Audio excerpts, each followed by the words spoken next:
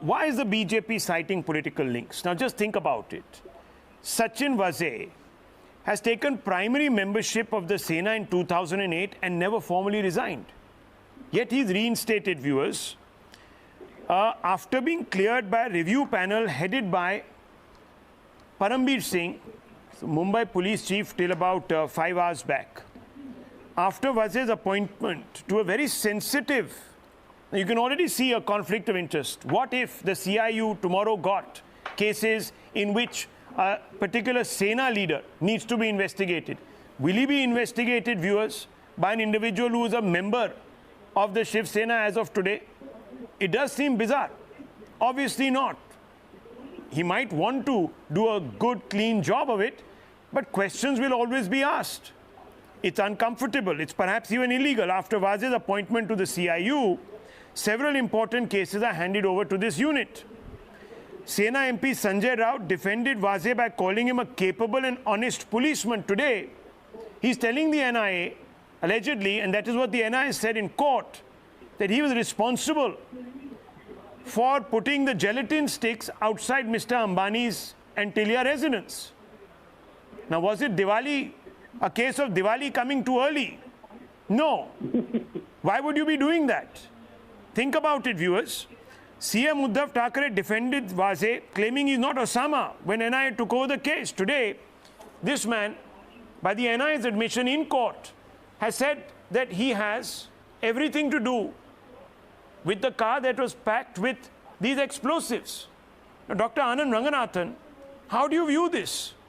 How do you view this, if not as an attempt at perhaps quashing this entire matter?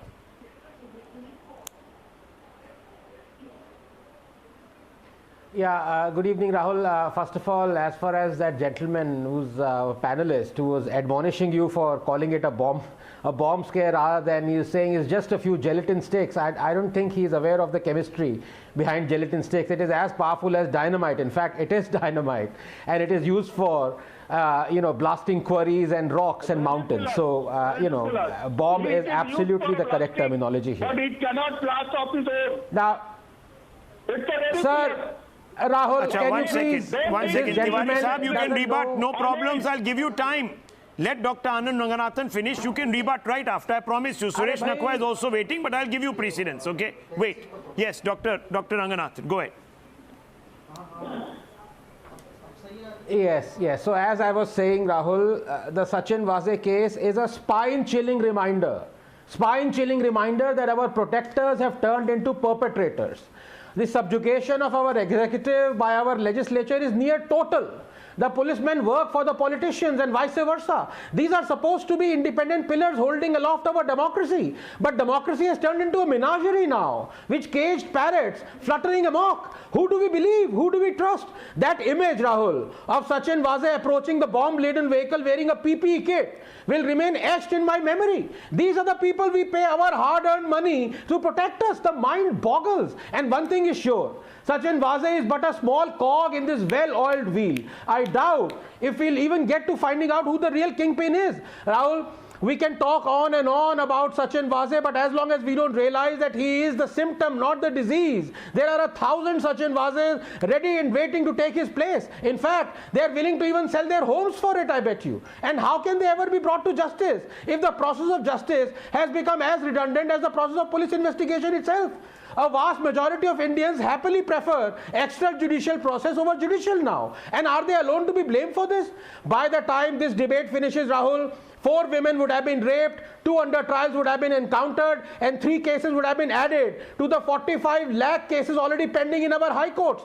37% of judiciary positions lie vacant. 50,846 cases are pending, are as old as 35 years. In all, 3.5 crore cases are pending in our courts. And as for the other pillar, the executive, we have only 137 policemen per lakh population. The UN recommends 220. 24% of police posts lie vacant. Worse, They are equipped with outdated weapons and communication. Across states, there is 35% inadequacy of police vehicles. There is 75% shortage in weaponry in Rajasthan and Bengal police forces. 51 police stations across India are still without a telephone. The 7-point SC directive through the Prakash Singh case is yet to be applied. Look, honest policemen I can tell are you. transferred faster than DBT. Apocalypse Rahul has come and gone.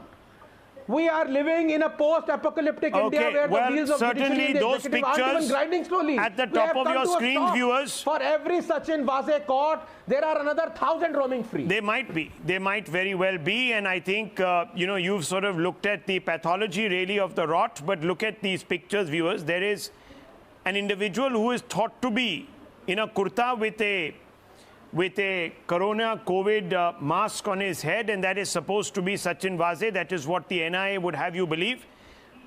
This, of course, needs to be still confirmed independently. Sachin Vaze has denied that this is him, but viewers, the NIA seems to suggest that in the interrogation he has owned up.